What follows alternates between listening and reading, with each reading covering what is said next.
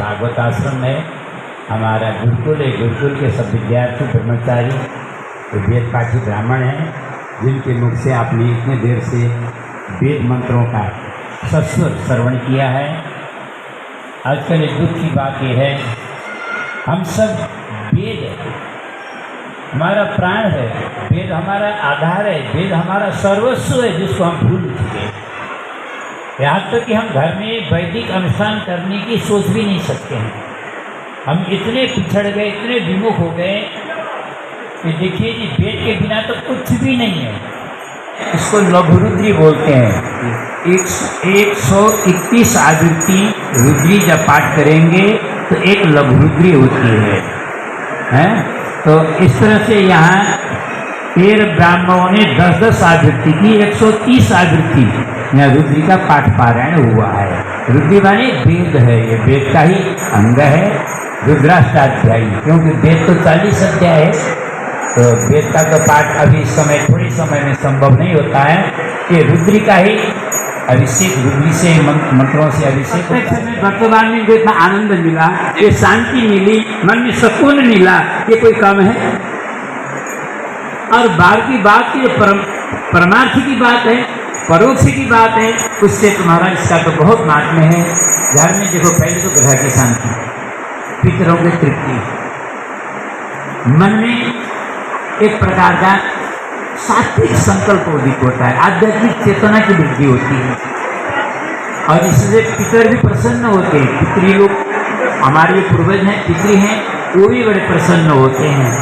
और जिनके घरों में कोई ग्रह दोष हो, पितर पितृ दोष हो, कुछ भी हो, तो इससे, इसके शांति करने से जल ले जाके सब घर में, हाँ आप लोग ना, ये जो जल है ये सब घर ले जाएंगे, और घर में ले जाके क्या करेंगे?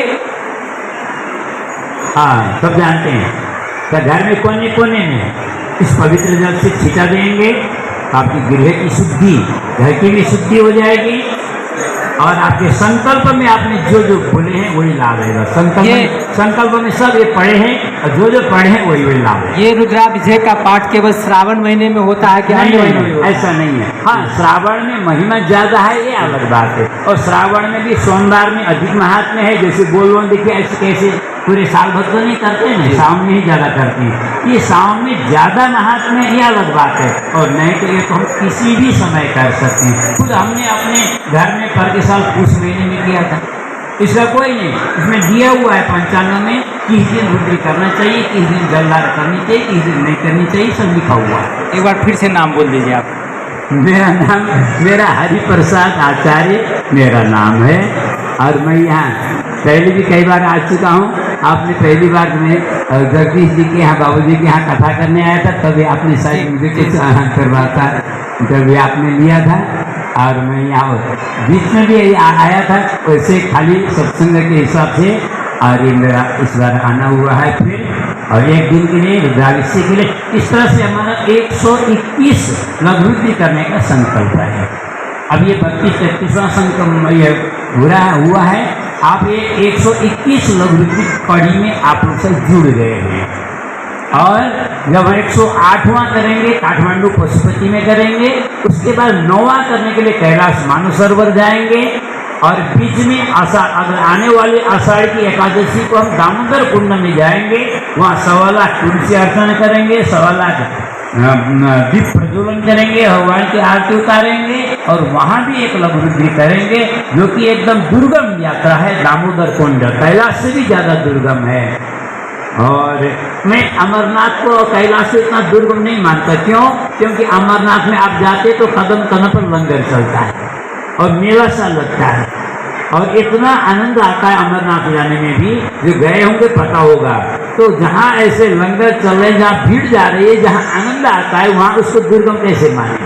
रह गई कैलाश वाली बात। कैलाश तो बिल्कुल मानसरोवर तक गाड़ी जाती है, और कोई बल्कि एक द्वार तक गाड़ी जाती है, लेकिन उसको भी हम ज़्यादा दुर्लभ नहीं मानते हैं। तो इस समय दुर्लभ है दामोदर कुंड, जो कि 2 दिन, इस जमाने में 2 दिन पैदल चलना पड़ता है, और वहाँ कोई पेड़ पौधे नहीं है, कोई धर्मशाला मकान नहीं है, कोई भी वहाँ होटल नहीं है, वहाँ एकदम सुनसान जगह है दामोदर कुंड में।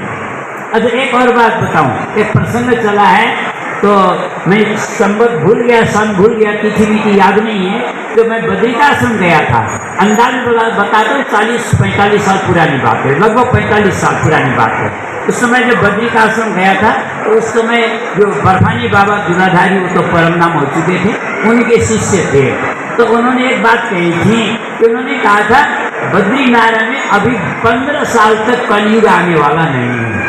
मैं ये सुनकर के चौंक गया था और मैंने पूछा भी, कैसे महाराज, आपने कैसे कह दिया कि कलयुग तो सब जगह आ चुका है, तो 15 साल तक बद्रीनारायण में कलयुग नहीं आएगा, कह दिया। तो आपने कैसे कहा? तो उन्होंने ऐसा उत्तर दिया, उन्होंने कहा जिस तीर्थ में जब तक कोई पर्यटक नहीं पहुंचता है तब तक ही वो तीर्थ रहता है, और जिस दिन पर्यटक पहुंच जाए तो तीर्थ फिर वो